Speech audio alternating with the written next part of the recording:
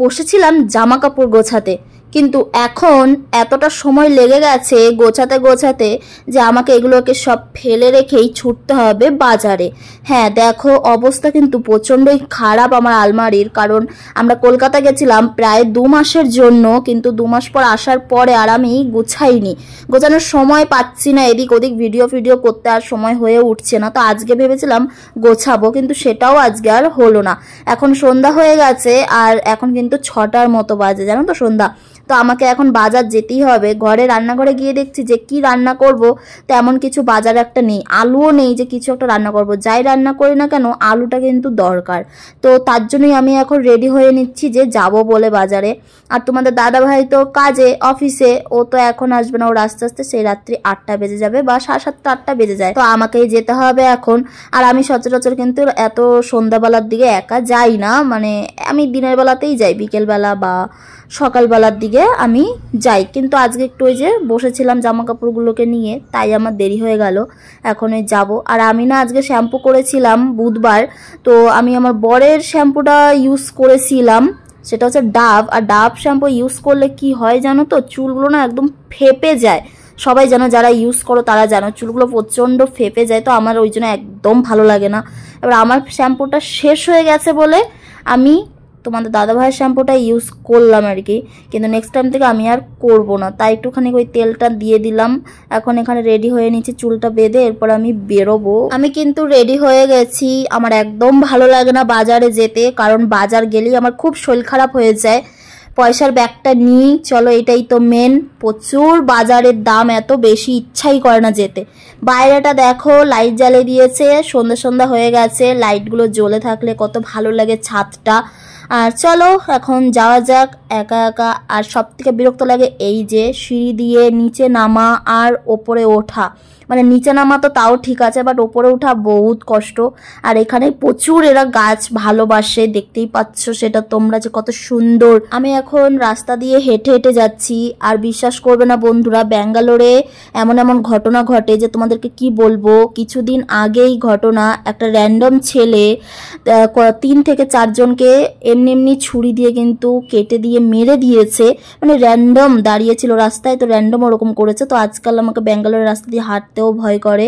আর আমার আসতে ওই যে দেরি হয়ে গেছে, আমার আগে আমার বর হাজির হয়ে গেছে, তাই আমাকে একটু নিচে গেছিল আর কি আনতে, যেহেতু প্রচন্ড ভারী ছিল।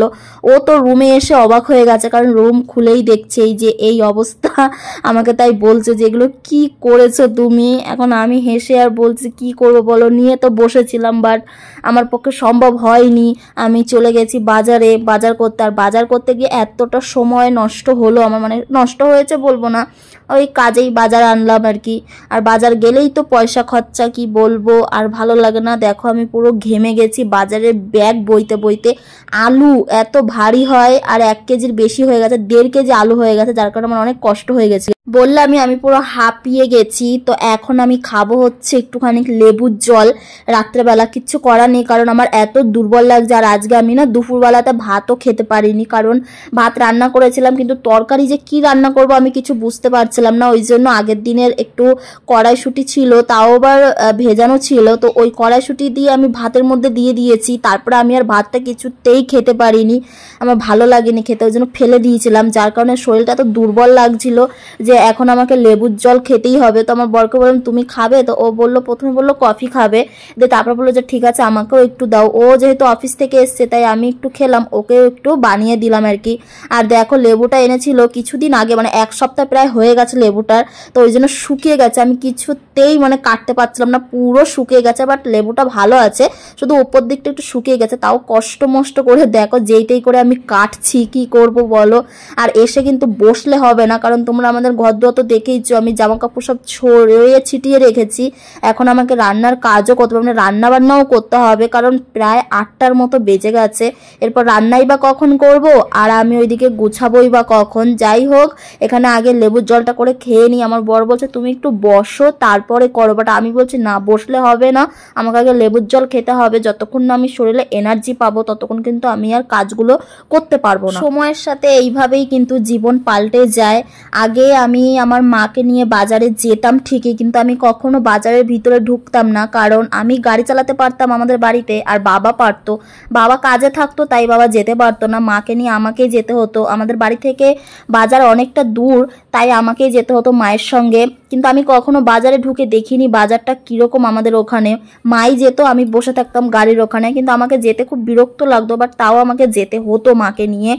আর কি বলবো, আর এখন দেখো নিজেকে যেতে হচ্ছে, বাজার করতে হচ্ছে। প্রথম প্রথম তো খুব অসুবিধা হয়েছে, মানে আমি অতটা বুঝতাম না যে কত টাকার কি নিয়ে আসবো। গিয়ে বলতাম 10 টাকার এটা দাও, 20 টাকার এটা দাও, এরকমভাবে বলতাম। আর এখানে দেখো লেবুর জলটা খেতে গিয়ে না আমার গলা খুব ব্যথা ইদানিং 2 দিন ধরে। তো লেবুর জলটায় নুন দিয়েছিলাম, যার কারণে নুনটা গলায় গিয়ে ধাক্কা লেগেছে আর আমার কাশি হয়ে গেছে। তো ওকে বললাম যে ভালো হয়েছে, আমার একটু একটু টক টক লাগলো না, নুনে পুরা যেন লেগেছিল, মনে নেই এখন। ও বললো যে না ঠিকই আছে। আমার কাছে বেশ ভালোই লাগে একটু নুন টক। আমি নিচে বলেছিলাম দরজা খুলে চলে যাবে, তাই বলে তাড়াতাড়ি খেতে গেলাম না, বুঝলে? আমি তো আরো ভাবছি তুমি আসছো না কেন। একটু নিয়ে এসছি লাফা 10 টাকা দিয়ে, 191 টাকার বাজার করেছি বাবু, 90 টাকা। কি কি এনেছি আজকে দেখো, মাছ নিয়ে এলাম, কারণ আমরা মাছ খুব একটা খাই না, মাংসটাই বেশি খাই, বাট আজকে একটুখানি মাছই আনলাম। কিন্তু ভাজবো বলে সেই মাছ এনেছি, ভাংরা মাছ। যদি কেউ চেনো তাহলে অবশ্যই জানিও। ভাংরা মাছ এনেছি 2টো, তাও আবার 2টো মাছের দাম 100 টাকা নিয়েছে, মানে 100 টাকার মাছ এনেছি আমি। আরও কিছু সবজি বাজার নিয়ে এসেছি আর কি, একটু শুক্তো করব পরের দিন, তার জন্য শুক্তের যত রকমের সবজি হয় সব কিছুই কিন্তু এক এক করে নিয়ে এসেছি। এই যে দেখো সজনে ডাঁটা, এই একটা ডাঁটার দাম নিয়েছে কিন্তু 10 টাকা, মানে 10 টাকা নিয়েছে, ভাবা যায়। একটু রসুন, একটু বেগুন, বিট, গাজর, মূলো, শসা, উচ্ছে, আলু সবকিছুই একটু একটু করে নিয়ে এসেছি। এখন আমার আর কিছু মনে নেই। আর মাছটা এনেছি। তো চলো এরপর রান্নাটা কি করব তোমাদের সঙ্গে একটু শেয়ার করি। আর একটু এই যে গাঠি কচু এনেছি, এইটাই হচ্ছে মেন, যে গাঠি কচু আমি কখনো খাইনি, আর এখন দেখো আমাকে এত খেতে ইচ্ছা করছিল। মানে যাদের এখনো বিয়ে হয়নি মেয়েরা, তারা কিন্তু যেটা খাও না, বিয়ের পর আমি গ্যারান্টি দিয়ে বলছি সেই খাবারটা তোমাকে খেতে খুব মন চাইবে, খুব ইচ্ছা করবে, আর তুমি খাবেও, যেটা আমার সঙ্গে এখন হচ্ছে। মাছটা কি করব চলো তোমাদের সঙ্গে শেয়ার করি। তো আগের দিন রাত্রেবেলা মশলা করে রেখেছিলাম, তো আমি এখন ওই মশলাটার মধ্যেই দিয়ে দিলাম হচ্ছে একটুখানি ফিশ ফ্রাই মশলা এনেছিল আমার বর, তার মধ্যে তেল দিলাম, আর একটু গুঁড়ো মশলা যা যা ছিল, মানে জিরের গুঁড়ো, ধনে গুঁড়ো, লঙ্কার গুঁড়ো, তারপরে হলুদ, নুন সব কিছু দিয়ে কিন্তু মাখিয়ে নিলাম ভালো করে মশলাটাকে আগে। আর তারপরে শুরু হলো হচ্ছে মাছের গায়ে মশলা মাখানো। এইটা কিন্তু সেই লাগে। আর মাছের গায়ে কিন্তু কেটে দিতে হবে, একটুখানি চিড়ে দিতে হবে যাতে মশলাটা ভিতরে ঢোকে। আর তারপরে দেখো আমি লাউ এনেছিলাম, বলতে ভুলে গেছি, তো লাউটা কাটছি, কারণ আজকে দেরি হয়ে গেছে অনেকটাই, তার কারণে বেশি কিছু কিন্তু রান্না করতে আমি পারবো না, অনেকটাই দেরি হয়ে যাবে। তাই এখন লাউটাই ভাজা করব। বললামই তোমাদেরকে যে অনেকটাই রাত হয়ে গেছে আমার বাজার থেকে আসতে আসতে, তাই আমি এখানে এখন লাউটাকেই কেটে নিচ্ছি, লাউটা ভাজা করলেই হয়ে যাবে। আর এখানে দেখো আমাকে হেল্প করছে আমার বর, হচ্ছে আটা মাখছে। দেখো কত ভালো, মানে আটাটা ও মেখে দিচ্ছে, কারণ আমার ওইদিকে যেহেতু দেরি হয়ে যাচ্ছে তাই ও একটুখানি বুঝে শুনে আটাটাকে মেখে দিচ্ছে যাতে আমার একটুখানি তাড়াতাড়ি হয়ে যায়। আর আমি তার জন্য এখানে একটু দেখো লাভ বানিয়ে দিচ্ছিলাম, যে কত ভালো হাজবেন্ড। সত্যি কথা, হাজবেন্ডদের কিন্তু এরকমই হওয়া উচিত, প্রত্যেকটা হাজবেন্ডের তার স্ত্রীকে একটু হেল্প করা উচিত। মানে অফিস থেকে এসে দেখো রোজ না করলেও কিন্তু হয়, কিন্তু সপ্তাহে একদিন বা কোনো কোনো সময় যখন ওয়াইফের শরীরটা খারাপ থাকে বা কিছু, তখন একটু হেল্প করা উচিত। যে অফিস থেকে কাজ করে এলাম বলে ঘরে এসে আমি শুয়ে থাকবো, মোবাইল টিপবো বা আড্ডা দিতে যাব, এই জিনিসগুলো কিন্তু খুবই খারাপ জিনিস সেই সব হাজবেন্ডদের ক্ষেত্রে। আর অফিস থেকে এসে যদি তুমি তোমার ওয়াইফকে হেল্প করো তাহলে কিন্তু ওয়াইফেরও হেল্প হয়ে যায়, আর তোমাদের ভালোবাসাও কিন্তু অনেকটা বেড়ে যায় দ্বিগুণ। এটাই আমার মনে হয়। আমাদের মধ্যে তো এই জিনিসটাই চলে। আমার বর কিন্তু কোনো রকম আজে বাজে আড্ডা বা কোনো রকম কোনো কিছুতে ওর কিন্তু নেই। ও সবসময় বাড়িতে থাকতে পছন্দ করে, সবসময় আমার সঙ্গে টাইম স্পেন্ড করতে পছন্দ করে। সত্যি কথা বলতে আমি কখনো স্বপ্নেও ভাবিনি আমার হাজবেন্ড এরকম হবে। মানে ভগবানকে অসংখ্য ধন্যবাদ যে এই জন্মে আমাকে এত ভালো এত সুন্দর একটা হাজবেন্ড আমার জন্মদিনের টাইমে উপহার হিসেবে দিয়েছে। ব্যাঙ্গালোরে আসার পর কিন্তু আমার দিদি আর দাদার থেকে আমরা এই জিনিসগুলো শিখেছি। শিখেছি। আমার দাদা আর দিদির ভালোবাসা এত মিষ্টি লাগে যে কি বলবো, ওদের দেখে আমরা অনেক কিছু শিখেছি লাইফে। আর এখানে দেখো আমার অনেকটা শরীর খারাপ করছিল, তাই আর মানে পারলাম না, ওকে বললাম আমি আর আজকে গুছাবো না, তুমি সব ধরে এরকম আলমারিতে ভরে দাও, আমি পরের দিন গোছাবো। তো ও সেটাই করছে। আমার এখানে খুবই মানে শরীরটা খারাপ করছে, মাথা ঘুরছিল, কারণ আমি বললামই যে দুপুরবেলা খেতে পারিনি, এত দুর্বল লাগছিল আমাকে, যেন মনে হচ্ছে যেন আমার এক্ষুনি আমি পড়ে যাব।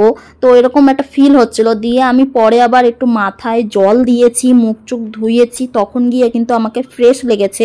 তোমাদের সঙ্গে পুরো সব কিছু তো শেয়ার করতে পারিনি, যেটুকু পেরেছি করলাম। এখনও আমাকে শরীর খারাপ করছে। আর এখানে দেখো আমি মাছ ভাজাও করে দিয়েছি, কিন্তু আমি তোমাদের সঙ্গে শেয়ার করিনি যে কখন মাছটা ভাজলাম। তো তারপরেই একটুখানি শরীরটা যখন বেটার লাগলো তখন আমি কিন্তু মাছটা ভেজেছি। আর দেখো এত অপূর্ব লাগছিল, তোমাদের কি বলবো। আজকের এই সিম্পল খাবার, রুটি আর লাউ ভাজা, দুটো শসা আর একটা মাছ ভাজা। তো তোমাদের এই ডিনারটা কীরকম লাগলো অবশ্যই জানিও। তাহলে দেখা হবে পরের আরও একটি ভিডিওতে। ভালো লাগলে লাইক কমেন্ট শেয়ার সাবস্ক্রাইব করে দিও। আজ তবে আসি, টাটা, সবাই ভালো থাকবে, সুস্থ থাকবে, গুড নাইট। আর আমার বর দেখো খেয়ে কি বলে, বাহ দারুণ সাথী।